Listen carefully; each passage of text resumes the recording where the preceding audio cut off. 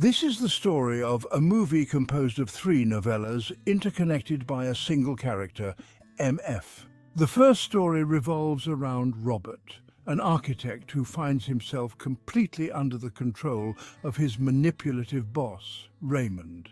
Reluctantly, Robert goes along with the plan but begins to question everything when his wife, Sarah, who had gone missing, mysteriously returns. Robert becomes convinced that the woman he calls his wife is actually an imposter, a double sent by someone to control him. The story opens with a man with the initials R.M.F. entering a house where he is greeted by Vivian. Robert waits in his car, a blue BMW, ready to crash into another car at the intersection. After the accident, he receives medical attention and returns home to his wife, who is asleep by her side.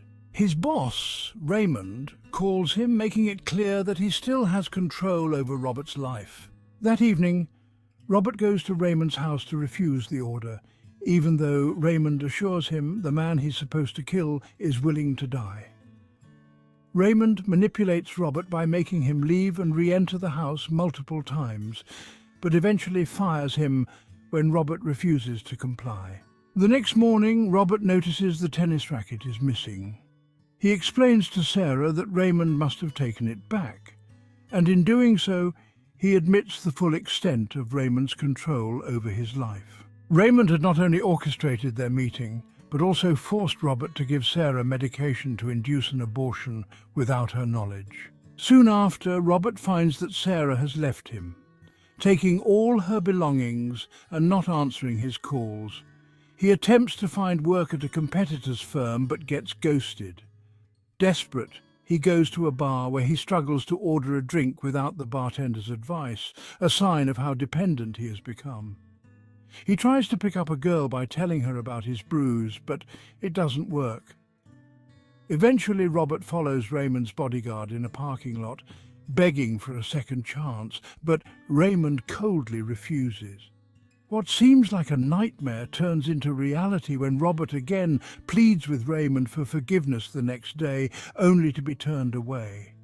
This pushes Robert into deeper despair, returning to the bar where he injures himself by kicking a wall to make his story more believable. This time he meets a woman named Rita, who takes him to the hospital. The following day, Robert shows up at the hospital with flowers to ask Rita out to dinner, but she doesn't answer his calls. Later, he learns that Rita has been in an accident, so he visits her at the hospital. To his shock, he sees R.M.F. on a gurney and Raymond and Vivian leaving Rita's room. Rita, seemingly unaware, lets Robert help her to the bathroom, during which he steals her house keys. Robert sneaks into Rita's home, where he finds undeniable proof of her connection to Raymond, including the missing tennis racket. Enraged, Robert returns to the hospital, feigns illness to knock out a nurse, steals her uniform and sneaks into R.M.F.'s room. He kidnaps the comatose R.M.F., wheels him into the parking lot and kills him by running him over with his car. Satisfied, Robert drives to Raymond's house. Vivian opens the door, and together with Raymond they embrace as Robert confesses he completed the task. Raymond, with cold satisfaction, reveals that he always knew Robert wouldn't fail him. Robert, now fully in Raymond's grasp, has killed a man and cemented his submission to the boss. The second novella, titled, shifts focus to a police officer named Daniel, who is struggling to cope with the disappearance of his wife, Liz. One day he receives a strange phone call filled with static, which he believes is Liz trying to reach him. Daniel's mental state deteriorates, worrying his partner Neil and Neil's wife Martha. The couple visits Daniel for dinner, during which Daniel insists they watch an old video together. They reluctantly agree, only to discover it's footage of a Hungarian orgy that they all took part in. Shortly after dinner, Neil receives news that his wife, who had gone missing during a shipwreck, has been found. She is flown to the hospital by R.M.F., one of the few survivors of the ill-fated expedition. Although Neil's wife claims they survived by eating fruits, flashes of cannibalism haunt her memories. Liz, now discharged from the hospital, exhibits strange behaviors. The family cat hisses at her and she devours a chocolate cake despite never having liked chocolate before. Stranger still, her shoes no longer fit her feet, as if her body has somehow changed. In the second novella, Daniel's paranoia deepens as he suspects that Liz, his wife who has returned, is not truly her but a double. His suspicions grow worse as Liz starts demanding intimacy from him, even hitting him with the same baton used at a party in her honor. While everyone else is overjoyed by her return, Daniel remains troubled and visits Jonathan in the hospital. Jonathan confirms his suspicions, telling him that the man lying in the hospital bed is also a doppelganger. At home, Daniel refuses to eat anything Liz prepares, convinced that she's part of a larger deception. When Liz announces that she's pregnant, Daniel feels no joy, only suspicion. His paranoia peaks when he hears static on the phone and becomes convinced that his real wife is trying to reach him. When the phone goes missing, he accuses Liz of hiding it to keep him from uncovering the truth, which leads to violent outbursts. At work, Daniel finds his own missing mobile phone in the possession of a driver he's pulled over.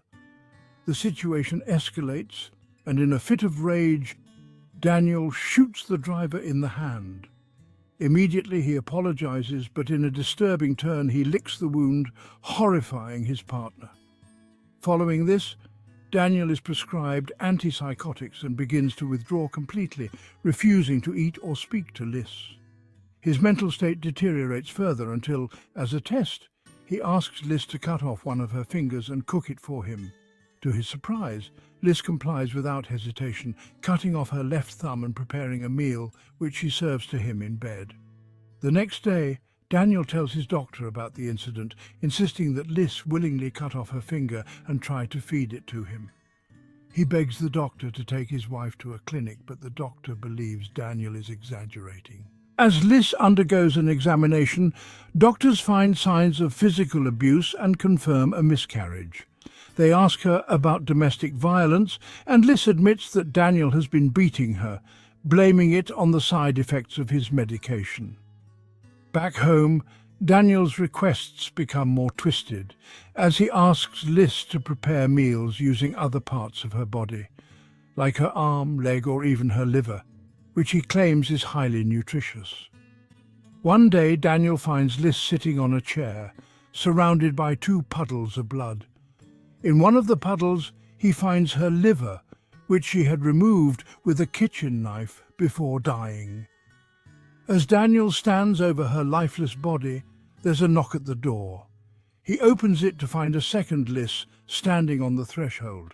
Overcome with joy, he hugs and kisses her, unaware that the original Liz had tried everything, even fulfilling his most horrifying requests, in a desperate attempt to keep his love. The final novella follows Emily, a member of a religious cult that is searching for the next Messiah. Along with her partner Andrew and a transgender girl named Anna, Emily works at a morgue where they attempt to revive a dead body by laying hands on it. Despite their efforts, the experiment fails, and they report their failure to the leaders of their cult, Omi and Oni. Emily has a prophetic dream that night, where she is saved from drowning in a pool by a swimmer girl. She believes this girl is their true chosen Messiah, not Anna.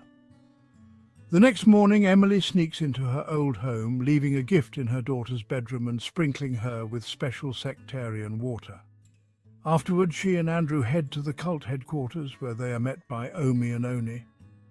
While they are not disappointed by the failure with Anna, they assign Emily and Andrew a new mission to find the next candidate for the Messiah. That evening, Emily and Omi engage in intimate relations, while Andrew listens jealously from the other side of the door. The next day, they witness a cleansing ritual where a novice is purified, her harmful substances leaving her body in sweat as she collapses from the heat. Omi licks the novice's sweat to ensure she is clean, and the leaders shed their tears into a reservoir from which the novices drink before embarking on their next mission. Emily and Andrew continue their search, eventually stopping at a diner where a woman named Rebecca approaches them. She claims to be looking for her sister, Rudd, and addresses Emily by name. After giving her a business card, Rebecca leaves, and the sectarians discuss the criteria for the Messiah. They realize that the chosen one must be one of a pair of twins, with the other twin already dead. Since Rebecca's twin is still alive, she cannot be the Messiah. Later, Emily returns to her daughter's bedroom and encounters her ex-husband Joseph, who invites her to dinner. Afterward, Emily and Andrew visit another candidate for the Messiah, only to find that she has already died. Andrew falls ill, and Emily goes to a pharmacy for medicine. But on her way back, she meets Joseph again, who invites her to dinner once more. Emily, after drugging Andrew with pills, sneaks away to visit her daughter. Her husband attempts to rekindle their relationship, offering her drinks, but he spikes her cocktail with a sleeping pill. Emily, realizing the trap, rushes to wash herself and sneaks out of the house. However, she is caught by the cult leaders, who accuse her of violating their rules. They take her back to headquarters and subject her to a purification ritual, sweating her in a sauna until she loses consciousness. Afterward, Omi tastes her sweat and declares that Emily is contaminated. She is expelled from the cult. Emily, now without a purpose, wanders back to the city and is found again by Rebecca. Rebecca recounts how she survived a near-death experience when she and her sister hosted a party. Drunk, Rebecca had jumped into an empty pool, but miraculously survived without a scratch, leading her to believe that her twin, Rude, is the true Messiah. Emily then catches a stray dog, cutting its paw to test the theory.